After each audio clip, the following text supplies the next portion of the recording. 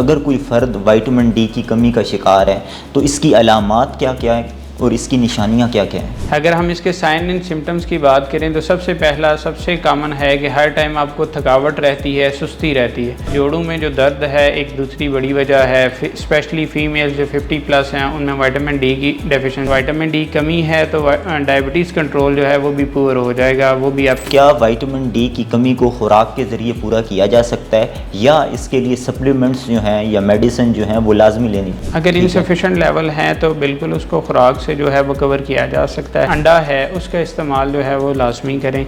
इसके साथ फ़िश का इस्तेमाल बहुत ज़्यादा हेल्पफुल है। उसके बाद अस्सलाम वालेकुम नाजरीन, मैं हूं आपका मेज़बान शम्सुल हक। आज के इस प्रोग्राम में हम बात करेंगे कि विटामिन डी की कमी जो है वो कितनी आम है और अगर कोई भी फ़र्द विटामिन डी की कमी का शिकार हो तो उसकी अलामात क्या हैं। अगर किसी फ़र्द में विटामिन डी की कमी हो गई है तो इस कमी को पूरा करने के लिए क्या खुराक के ज़रिए इस कमी को पूरा किया जा सकता है या उसके लिए सप्लीमेंट्स जो हैं उनका इस्तेमाल करना पड़ता है। इस पर बात करने के लिए मेरे साथ मौजूद हैं MD and founder Medico Roots hospital doctor Hafiz Arsalan Ahmad साहब। डॉक्टर साहब, विटामिन डी की जो कमी है ये कितनी आम है और अगर कोई फ़र्द विटामिन डी की कमी का शिकार है तो इसकी अलामात क्या क्या है और इसकी निशानियाँ क्या क्या हैं? सबसे पहले तो इसकी प्रेवलेंस की बात करें तो ये पाकिस्तान में बहुत ज़्यादा प्रेवलेंस है। ओनली 15% जो बंदे हैं वो विटामिन डी डेफिशिएंसी से बचे हुए हैं। हमारा जो भी लेटेस्ट डाटा है, जो भी लेटेस्ट स्टडी एक अवेलेबल है उसके मुताबिक 53% डेफिशिएंट हैं, 53% में कमी है विटामिन डी की। 31% ऐसे बंदे हैं जिनमें इनसफिशेंट है। इसकी इस तरह से कैटेगरीज डिवाइड की जाती हैं कि कमी है लेकिन इतनी नहीं कि आपको सप्लीमेंटेशन की ज़रूरत है। और फिर 15% ऐसे हैं जिनमें जो है विटामिन डी की कमी नहीं है, जो कि हेल्दी हैं विटामिन डी की कमी के लिहाज से। यानी आपके कहने का मतलब है कि पाकिस्तान में ज़्यादातर लोग जो हैं वो विटामिन डी की कमी का शिकार हैं? ऐसे ही है। 85% जो है विटामिन डी की कमी का शिकार हैं। ठीक हो गया। अगर हम इसके साइन एंड सिम्टम्स की बात करें तो सबसे पहला सबसे कॉमन है कि हर टाइम आपको थकावट रहती है, सुस्ती रहती है। पर्सन जो है वो थका रहेगा, काम करने को दिल नहीं करेगा, हर टाइम मूड ख़राब रहेगा, उदासी छाई रहेगी। ये एक कॉमन सिम्टम है। उसके साथ पेशेंट आता है और मुख्तलिफ़ दवाइयाँ खा रहा होता है, उसके साथ डिप्रेशन की दवाइयाँ भी खा रहा होता है लेकिन उसको विटामिन डी डेफिशिएंसी होती है। इसके अलावा जोड़ों में जो दर्द है एक दूसरी बड़ी वजह है, स्पेशली फीमेल्स जो 50+ हैं उनमें विटामिन डी की डेफिशिएंसी की वजह से जो बोन डिजीज़ हैं वो बहुत ज़्यादा कॉमन है। विटामिन डी ना इस्तेमाल करने की वजह से वो घर में होम मेडिकेशंस, पेन किलर्स जो हैं वो बहुत ज़्यादा इस्तेमाल कर रही होती हैं। अगर पाकिस्तान में इसका भी डाटा चेक करें तो आलमोस्ट जो है वो 50 to 70% जो है फीमेल्स विटामिन डी डेफिशिएंसी की वजह से हड्डियों के मसाइल के शिकार हैं। इसके अलावा जो बार बार इन्फेक्शन होते हैं, आपको बार बार नज़ला ज़ुकाम लगता है, वो भी एक विटामिन डी की कमी की वजह से होता है। इसके साथ पट्ठों के जो खिंचाव हैं, पट्ठों के मसाइल हैं, वो डायबिटीज़ और विटामिन डी दोनों की वजह से हो सकता है। और विटामिन डी इसमें मोस्ट प्रोमिनेंट है क्योंकि आपका डायबिटीज़ कंट्रोल जो है वो भी विटामिन डी के साथ लिंक होता है। अगर विटामिन डी कमी है तो डायबिटीज़ कंट्रोल जो है वो भी पुअर हो जाएगा। वो भी आपकी दवाइयाँ जो है या आपकी इंसुलिन जो है वो लेस इफ़ेक्टिव हो जाती है उसके साथ। इसी तरह बालों का गिरना, ज़ख़म जो है उनका ना भरना, डायबिटीज़ के पेशेंट हो या नॉर्मल पेशेंट हो, ज़ख़म अगर नहीं भर रहा तो उसकी एक वजह विटामिन डी की डेफिशिएंसी भी है। इसी तरह अगर बच्चों में बात करें तो रिकेट्स का जो मसला है एक बीमारी होती है हड्डियों की, विटामिन डी डेफिशिएंसी की वजह से हो रही होती है।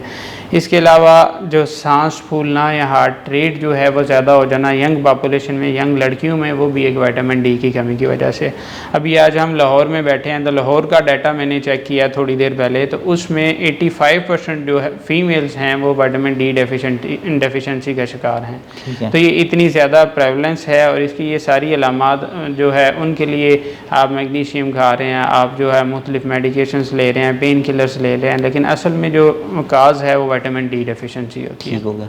अच्छा सर, अगर किसी भी फ़र्द में विटामिन डी की कमी हो तो क्या वो खुद इसकी तशख़ीस कर सकता है या इसके लिए कोई टेस्ट है? इसके लिए सबसे आइडियल यही है कि आप टेस्ट करवाएं। आपका जो टेस्ट है हर लेबॉर्ट्री से हो जाता है, ज़्यादा महंगा भी नहीं है।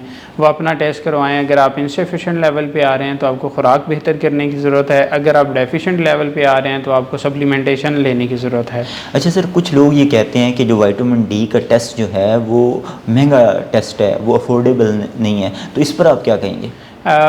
अगर आपको लगता है कि आप अफोर्ड नहीं कर सकते इसको, तो आप डॉक्टर के साथ कंसल्ट करें। एक मेडिकल स्पेशलिस्ट आपके साइन एंड सिम्टम्स देख के आपको बता देता है कि आप में विटामिन डी की डेफिशिएंसी है, आप सप्लीमेंटेशन लें। और स्पेशली फ़ीमेल्स जो हैं वो, क्योंकि 85% तक प्रेवलेंस है, तो उसमें हमें टेस्ट करवाने की ज़रूरत नहीं होती। हमें वैसे ही आइडिया होता है कि उसकी कमी की वजह से हो रहा है, तो सप्लीमेंटेशन उनको दे सकते हैं।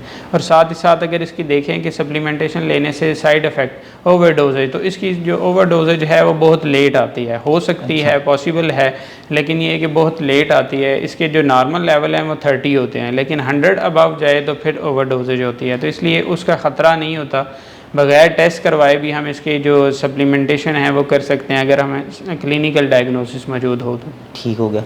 अच्छा, अब वो लोग जो विटामिन डी की कमी का शिकार हैं, ये तशख़ीस हो चुकी है, तो क्या विटामिन डी की कमी को खुराक के ज़रिए पूरा किया जा सकता है या इसके लिए सप्लीमेंट्स जो हैं या मेडिसिन जो हैं वो लाजमी लेनी पड़ती हैं? इसको हम कैटेगराइज करते हैं, जैसे मैंने पहले बताया कि एक तो हो गई नॉर्मल लेवल, उसके बाद आते हैं इनसफिशेंट लेवल। अगर इनसफिशेंट लेवल है तो बिल्कुल उसको खुराक से जो है वो कवर किया जा सकता है, अपना लाइफस्टाइल चेंज करके किया जा सकता है।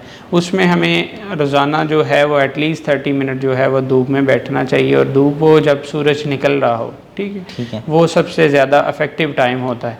इसके अलावा जो खुराक जिसमें विटामिन डी जो है वो ज़्यादा पाया जाता हो, उसमें सबसे मोस्ट प्रोमिनेंट है जो अंडा है, उसका इस्तेमाल जो है वो लाजमी करें।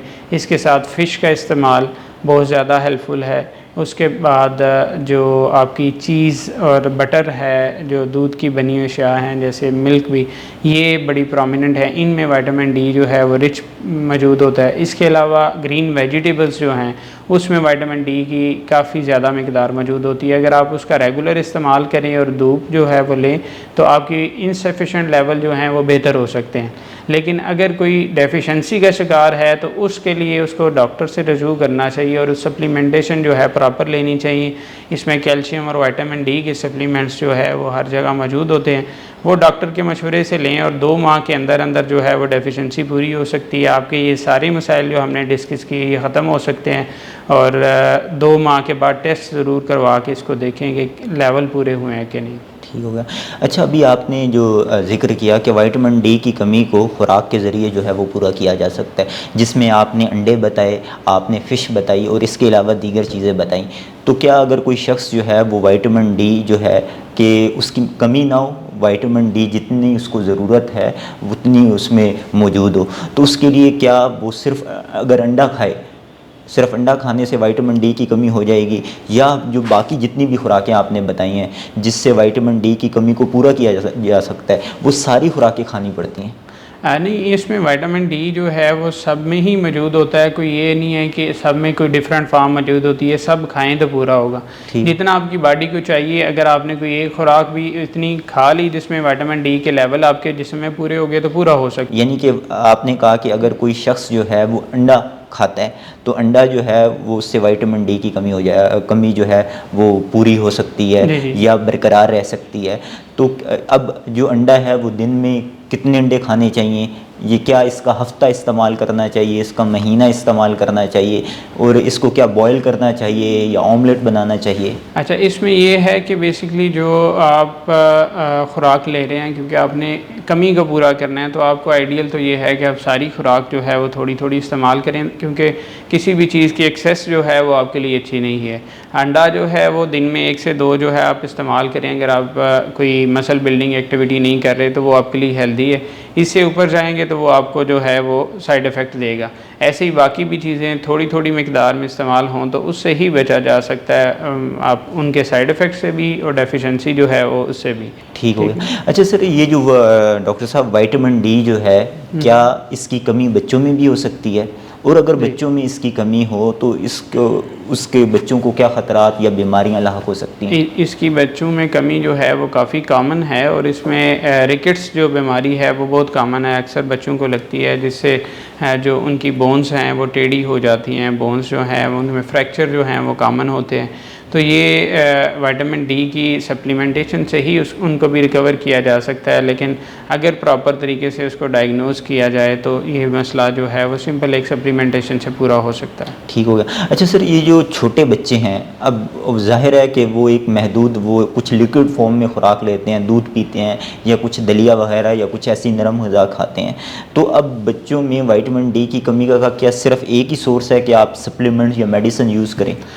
डेफिनेटली खुराक भी उनको इस्तेमाल करवाई जा सकती है, क्योंकि ये कमी होती है दूध पीने वाले बच्चों में नहीं होती, उसकी लेटर स्टेज में होती है, यानी जो चिल्ड्रन हैं उनमें होती है, इन्फेंट्स में नहीं होती। ठीक हो। और जब वो इतने होते हैं तो उनको दूध के अंदर जो है वो इसका विटामिन डी का इंजेक्शंस आते हैं, वो आप दूध में डाल के दे सकते हैं, उससे ये कमी पूरी हो जाती है। अच्छा, गुजरात में आपका मेडिको रूट्स के नाम से हॉस्पिटल है, तो वहाँ जो पेशेंट्स आपके पास विटामिन डी की कमी का शिकार होते हैं तो आप उनका इलाज कैसे करते हैं, उनको क्या मशवरे देते हैं और उनकी शिकायत क्या होती हैं? ये जो मैंने आपको साइन एंड सिम्टम्स बताए हैं, स्पेशली मैं अगर डायबिटीज़ अपनी फील्ड के रिलेटेड देखूं तो मसल पेन जो है वो डायबिटीज़ के पेशेंट्स में बहुत ज़्यादा होती है, जिसकी वजह एक विटामिन डी डेफिशिएंसी होती है। इसके अलावा उनकी बोनी पेन्स जो हैं, यानी कि हड्डियों में दर्द जो है वो लगातार रहता है। कंसंट्रेशन जो है वो उनकी ख़राब होती है, सुस्ती का शिकार होते हैं।